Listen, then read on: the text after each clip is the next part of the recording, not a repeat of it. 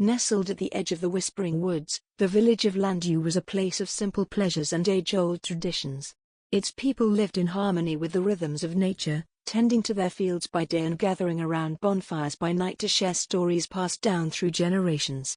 But amidst their tales of bravery and love, there was one story that was whispered with fear and caution: the legend of the Witch of the Whispering Woods. The Whispering Woods, dense and dark, were named for the eerie whispers that seemed to emanate from the trees themselves.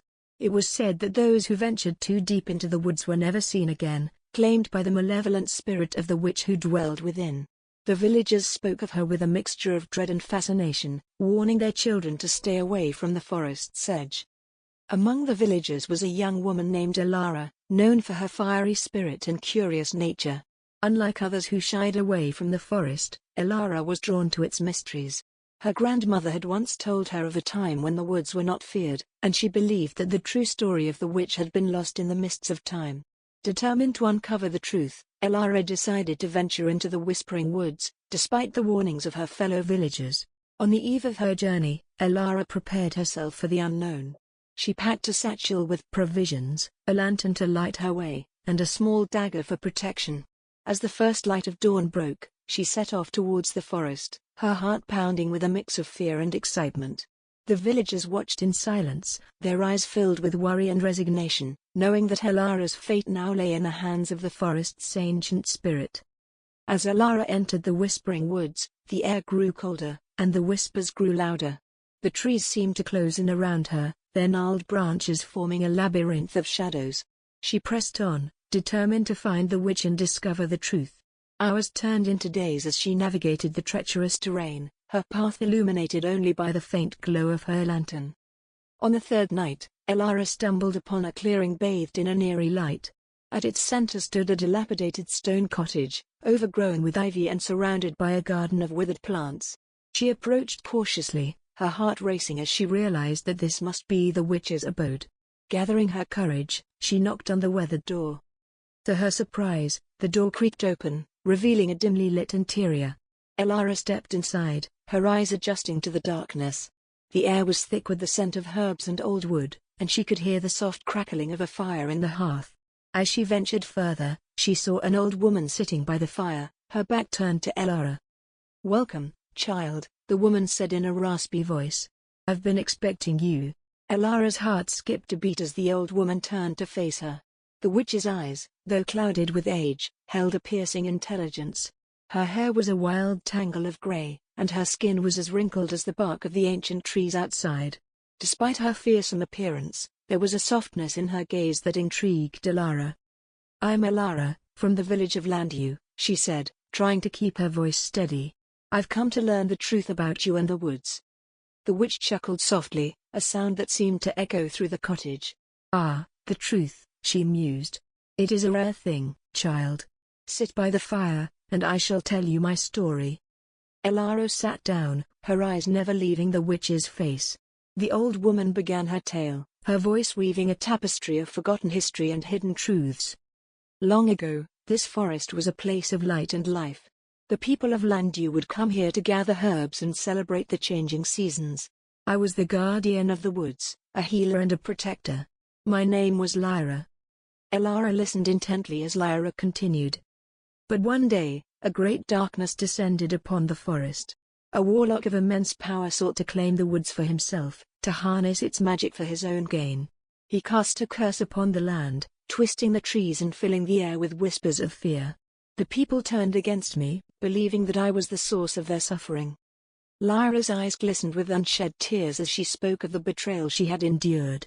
"They drove me into the depths of the forest, calling me a witch and branding me as evil. But I stayed, bound by my duty to protect the woods, even as they withered and died around me." Elara's heart ached for the old woman, and she felt a deep sense of injustice. "Is there no way to break the curse?" she asked, her voice barely above a whisper. Lyra nodded slowly. "There is a way, but it is dangerous. The warlock's power is tied to a dark artifact hidden deep within the forest. To break the curse, you must find it and destroy it. But be warned, the warlock's spirit still haunts these woods, and he will not let you succeed easily." Determined to help Lyra and free the forest from its curse, Elara set off on her quest. Armed with the knowledge of the warlock's dark artifact, she ventured deeper into the Whispering Woods, her lantern casting long shadows on the twisted trees. The whispers grew louder, filled with the warlock's sinister promises and threats. As she journeyed through the forest, Elara encountered many challenges. The warlock's spirit conjured illusions to deceive her, leading her astray and into traps. She faced creatures of the night, summoned by the warlock's dark magic, their eyes gleaming with malevolence. But with each obstacle, Elara grew stronger, her determination unwavering. One night, as she rested by a small stream, Elara had a dream. In her dream, she saw a hidden glade bathed in moonlight, where a tree with silver leaves stood. At its base was a stone altar, and on the altar lay the dark artifact, a crystal pulsating with a malevolent energy. She knew that this was her destination. Guided by her dream, Elara continued her journey, driven by an unshakable sense of purpose. The forest seemed to respond to her determination, the whispers fading and the trees parting to reveal her path. After days of relentless searching, she finally found the hidden glade. The sight was breathtaking. The silver leaves of the ancient tree shimmered in the moonlight, casting a serene glow over the glade. At the base of the tree stood the stone altar, just as she had seen in her dream. The dark crystal lay upon it, its malevolent energy palpable. Elara approached the altar cautiously, her heart pounding in her chest. She reached out to touch the crystal, but the moment her fingers brushed its surface, a voice rang out, echoing through the glade. "You dare to defy me?" The warlock's spirit bellowed. "You will pay for your insolence." The air crackled with dark energy as the warlock's spirit materialized before Elara. He was a tall, imposing figure, his eyes burning with hatred. "You cannot hope to defeat me, girl," he sneered. "I am the master of these woods." But Elara stood her ground, her gaze steady and defiant. "Your time is over, warlock," she declared. "The forest will be free once more." With a roar of fury, the warlock unleashed his dark magic, the air around him swirling with malevolent power. Elara dodged his attacks, using the skills she had honed during her journey. She fought with every ounce of strength and courage she possessed, her movements fluid and precise. As the battle raged on, Elara realized that the only way to defeat the warlock was to destroy the crystal. She seized an opportunity and lunged towards the altar, her dagger aimed at the heart of the dark artifact. The warlock, sensing her intent, unleashed a final, desperate attack.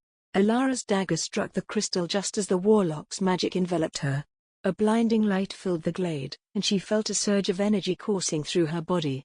The warlock's spirit screamed in agony as the crystal shattered, its dark power dissipating into the night. When the light faded, Elara found herself lying on the ground, her body weak and exhausted. She looked up to see the ancient tree glowing with a newfound vitality, its silver leaves shimmering in the moonlight. The curse had been broken. As she struggled to her feet, Elara appeared before her, a smile of gratitude on her face. "You have done it, Elara," she said. "The forest is free, and the warlock's spirit is no more." Elara smiled, her heart filled with a sense of accomplishment. "It was not just me," she replied. "It was the strength of the ancestors and the spirit of the forest that guided me."